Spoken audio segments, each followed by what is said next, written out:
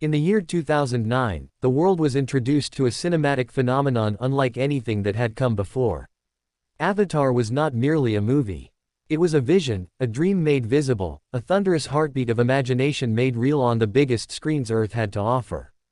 Directed, written, co-produced, and even co-edited by the legendary James Cameron, Avatar did not just entertain.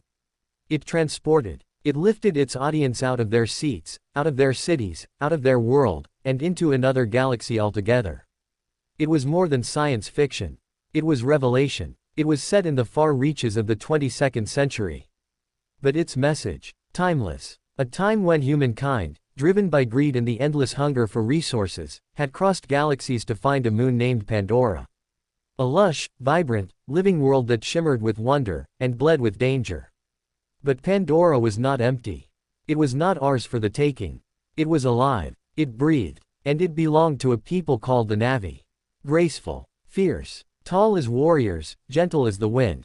Blue-skinned and golden-eyed, the Na'vi lived in communion with the land, with the trees, with the spirits that bound their ancestors to their future. They were not aliens. They were guardians. They were home. But the arrival of humans shattered that balance.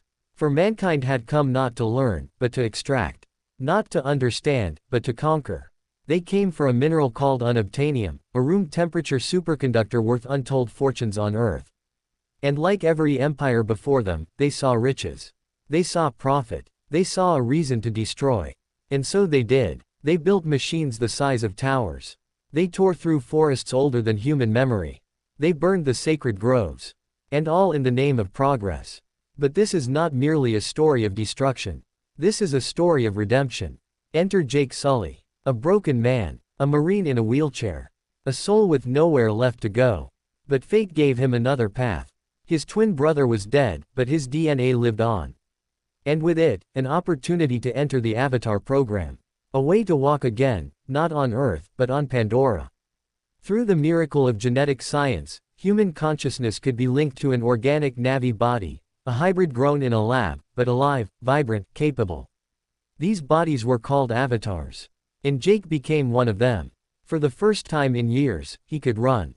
He could leap. He could breathe again. But what began as a mission, to spy on the Na'vi, to infiltrate their world, became something deeper.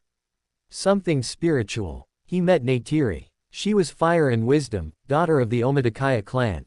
She taught him the ways of Awa, the mother goddess of all life on Pandora. She showed him what the humans could not see, that every tree, every beast, every stream was connected. That the planet itself was one great, pulsing consciousness. And Jake listened. And Jake changed. He learned to ride the Banshee, to speak the Na'vi tongue, to move not as a soldier, but as a brother. And in time, he made a choice. To turn against his own kind. To fight for Pandora. To defend the people who had accepted him not as a spy, not as an invader, but as one of their own. But the war came. Led by Colonel Miles Quaritch, a soldier of steel and scars, the humans launched their assault. They brought fire from the sky. Gunships, exosuits, bombs, lies.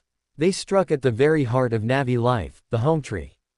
They murdered the sacred. They desecrated the divine. But the Na'vi rose. They called upon all clans, all tribes, from the floating mountains to the distant rivers. And Jake, no longer a man in a chair, no longer an outsider, became Torik Makto, rider of the mighty Last Shadow, a beast feared by all, mastered by few. He united the tribes. He led the charge. And together, they fought back. Nature itself joined the battle. The great beasts of Pandora surged against the invaders. The humans, armed with machines, met something they could never calculate. They met the will of a world. They lost. They were driven out. And Jake made the final choice, to leave his human body behind and join the Na'vi completely. To become one of them in spirit, in flesh, in purpose. Because Avatar was never just about technology. It was never just about spectacle. It was about identity. About belonging. About the eternal question, what does it mean to truly see? To see the other as yourself. To see the planet not as a resource, but as a living prayer. To see love not in the mirror, but in the connection between souls. And James Cameron gave us that vision not just through words, but through the most breathtaking visuals cinema had ever seen. Through floating mountains that defied gravity. Through forests that glowed with bioluminescent light. Through creatures that roared with majesty and thunder. He created a world so real, so immersive, so spiritually resonant that people left theaters feeling not as spectators, but as travelers. Some even mourned when it ended. Because Avatar did not just entertain, it awakened. It asked us to look at our own world. To ask, what are we mining? What are we destroying? What sacred groves are we sacrificing for the lie of progress? It asked, who are the Na'vi in our world? And what stories are we ignoring? And it gave us a hero not born from power, but from humility. A man who gave up everything to protect something bigger than himself. This is Avatar. Not just the first film in a series. Not just a blockbuster. But a myth reborn. A mirror held up to mankind. And an invitation to remember what it means to be alive.